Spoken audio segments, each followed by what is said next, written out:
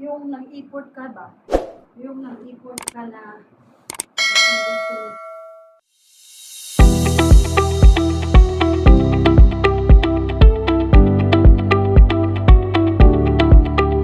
palitan kasi nagustuhan mo yung kulay. Tapos hindi niya gusto yung kulay. Kaya ayan.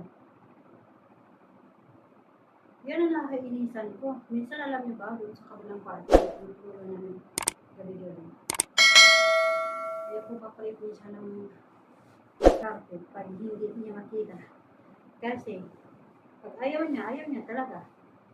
Tapos yung babae sa taas, yung asawa ng anak niya, pag sabi yan, lagay mo, yun ang may gusto. Tapos ayaw niya naman. Tapos ayun, pag ano naman, pipilit talaga ng babae sa taas. Nagsabi ng matanda, wala namang kulay doon. Pero sabi niya yun, pag wala na yung babae. Tapos sabi ko, hindi ko alam.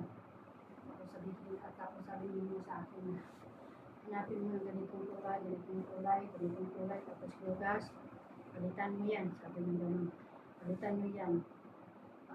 Pagdating ng Tagaluto, usapin mo kung ano dito sa akin. O sabihan ko siya na palitan ko. Ganitong kulay, ganyan kulay. Ayaw niya. Basta ayaw niya. Ayaw niya talaga. Eh, tulad dito. Ipot na ipot ako kahapon. Linisan ko itong buong kwarto niya. Tapos ayaw niya. Ayan. Ayan.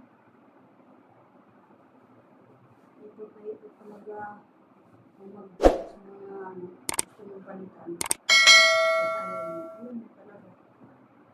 Ayaw niya mahirap. Kahit sabihin naman sa mga asawa ng mga anak niya. Yung gusto niya talaga yung masusunod. Nakakapagod kasi pag tulad nun, nandoon sa underground, maghanap ka pa doon. Hahanapin mo pa, magalungkat ka pa doon kung ano talagang gusto niyang kulay. Kunin mo pa yung isa-isa. Tapos dalhin mo sa kanya. Ipakita mo sa kanya kung ano talaga yung gusto niya na kulay.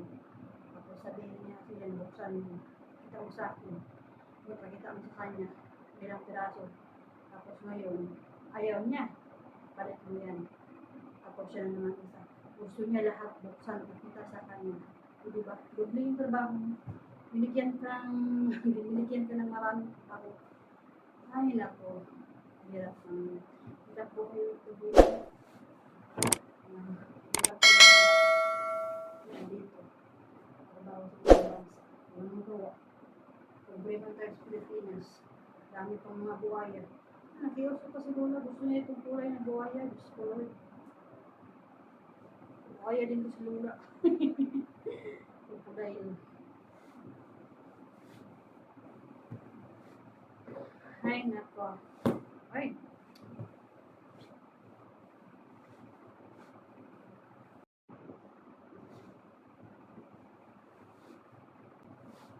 Hirap pa naman ito ipasok sa loob kasi sobrang sikip pala nitong pilo na to. Tapos yung unan niya, malaki. Alam niyo ba mga katsabi? Ayaw naman niya matulog dito. Tapos gusto niya palitan ng bedsheet. Wala naman natutulog. Wala. Hindi naman madumi. Tapos alam niyo ba kung anong gawin niya? Pag matulog siya, hindi ito gagamitin niya ng unan. Dito lang yan sa gilid niya. Ayan. Tapos yun yung unan yung gamitin niya. Yung isa doon.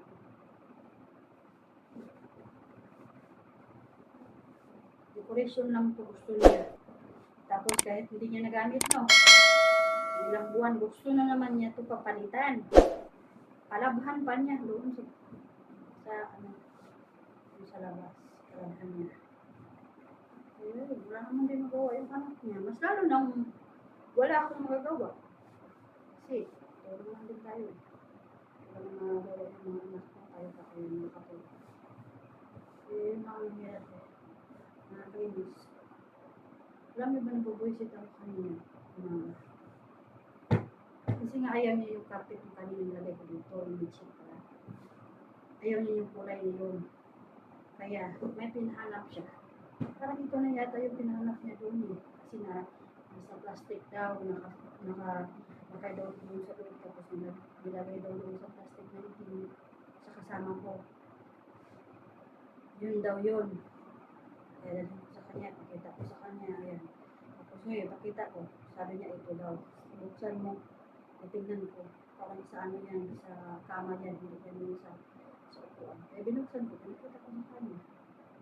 Ito pa yung ano, ito talaga.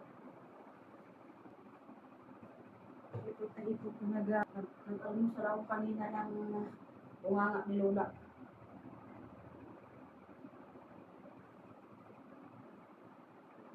Grabe yung grabe yung kanina.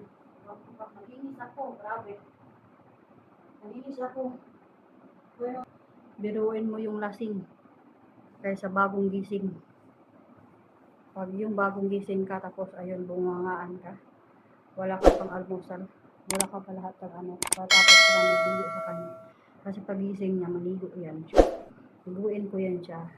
Tapos yung magligo sa kanya, linisin ko yung CR. Tapos nun, mag-ready ako ng pagkain niya.